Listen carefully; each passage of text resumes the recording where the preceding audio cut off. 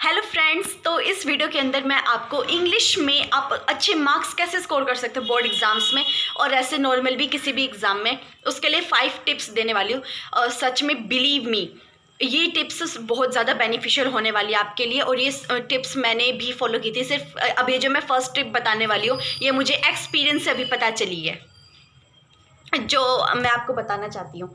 First tip को अब unseen comprehensions जो आती हैं उसमें आपको सबसे पहले ना जो पूरा पैराग्राफ दिया हुआ है ना उसे पढ़ो प्लीज़। अगर आपको कोई भी ये कह रहा है कि पहले क्वेश्चंस पढ़ो उसके बाद उस पैराग्राफ में जाओ, ये एडवाइस किसी की फॉलो मत करना सच में। क्योंकि मैंने ये किया था, मैं बहुत ज़्यादा पजल हो गई थी। मैं क्वेश्चन पढ़ती, फिर मैं उसी क्वेश्चन का आंसर ढूंढने के लिए पूरा पैराग्राफ पढ़ देती, फिर मेरे को वो क्वेश्चन का आंसर मिल भी जाता, नहीं भी मिलता, और फिर मेरे को दूसरे क्वेश्चन के लिए वापस वो पढ़ना पड़ता। और ना उसके बाद कोशिश कितनी कर लो वो पैरा समझ भी नहीं आता, ऐसा कंफ्यूज माइंड हो जाता है। क्योंकि फिर ये दिमाग में हो जाता है ना कि भाई टाइम जा रहा है, टाइम जा रहा है। तो इसलिए सबसे पहले अपना पूरा पैराग्राफ पढ़ो ताकि आपके दिमाग में हो जाए कि आपको ना पूरा कॉन्सेप्ट क्या है उस पैराग्राफ का, उसके अंदर वो बताना क्या चाह रहा है वो समझ आ जाए। उसके बाद क्वेश्चंस पढ़ो, फिर आपका टाइम भी कम लगेगा क्योंकि आपको याद होगा हाँ ये क्वेश्चन इससे रिलेटेड चीज़ तो मैंने फर्स्ट पैरा के अंदर पढ़ ली थी, ये चीज़ तो मैंने बीच के एरिया में पढ़ी थी।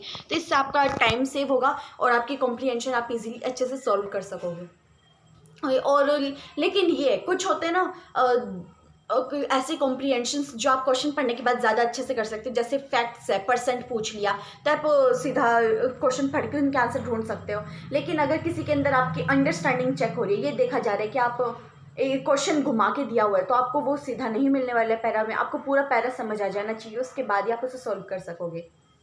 सेकेंड टिप, आप को ना कोई भी चैप्टर आप जब पढ़ रहे हो ना अच्छे से आपको डिटेल में पता होना चाहिए इस चैप्टर के अंदर बताने की क्या कोशिश की गई है, उसका ऑथर कौन है, उसका नरेटर कौन है, आपको अच्छे से ये सब पता होना चाहिए।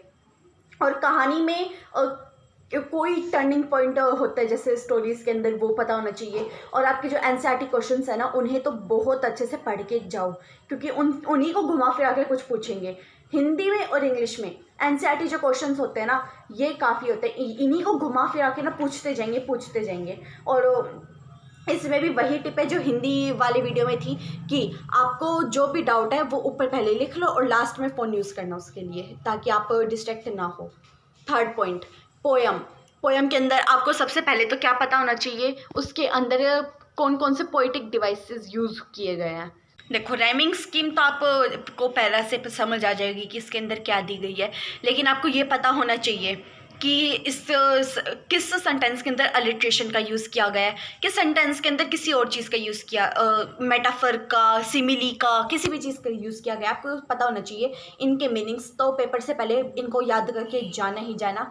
और आपको आयरनी पता होनी चाहिए इस पोएम के अंदर क्या है, और उस पोएम के अंदर कुछ ना कुछ शिक्षा दी जा रही होगी, कुछ ना कुछ वैसे वर्ड्स होंगे जो उस पूरी लाइन का मतलब बदल दे रहे होंगे, उन वर्ड्स के मीनिंग इन सबको डिटेल में पोएम को तो ना चैप्टर से ज़्यादा पोएम को डिटेल में स्टडी करके जाया करो क्योंकि उससे क्वेश्चन ऐसे बन जाएंगे आपका सिर घूम जाएगा लेकिन आपको उनके आंसर नहीं पता चल पाएंगे।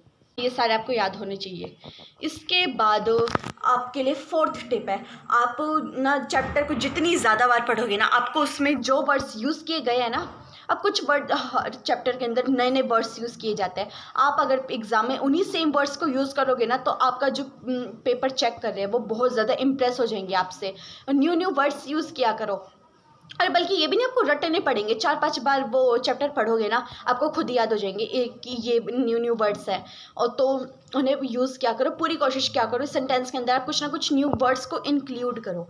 इससे क्या होगा, आपके पॉइंट्स ज़्यादा बढ़ जाएंगे। आप कम लिखोगे ना उसके बाद भी एग्जामिनर को अच्छा लगेगा, उससे लगेगा इसको काफ़ी ज़्यादा अच्छी नॉलेज है इंग्लिश की, ये अच्छा ये लिख रहा है, इससे अच्छी इंग्लिश आती है।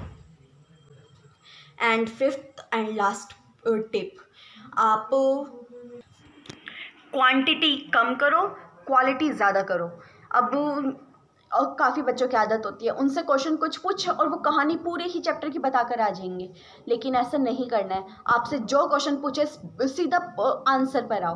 हाँ, लेकिन कोशिश ये करो जो क्वेश्चन पूछे सीधा उसके आंसर पे आ जाओ, बीच में कोई खिचड़ी मत पकाओ। मतलब बहुत लंबा क्वेश्चन करोगे ना उतना ज़्यादा एग्जामिनर बोर हो जाएगा और वो उतना ज़्यादा इरिटेट होएगा आपका पेपर चेक करते हुए।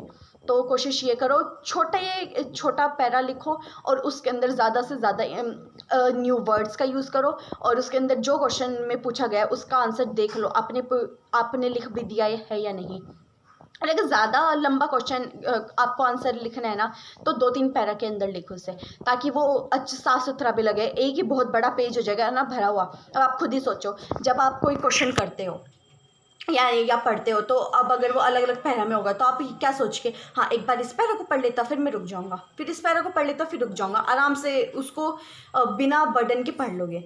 लेकिन अगर वही पैरा पूरा पेज बिना किसी गैप के लिखा हुआ है तो आप फिर क्या होगा, आपसे पढ़ने का ही मन नहीं करेगा, आप बोर हो जाओगे उसे पढ़ते हुए। उसी तरह एग्जामिनर को सोचो कि वो भी बोर हो जाएगा आपका पूरा पैरा पढ़ के, तो उससे आप अलग अलग छोटे छोटे पैरास के अंदर डिवाइड कर दो, इससे आपका इंप्रेशन ज़्यादा अच्छा बनेगा।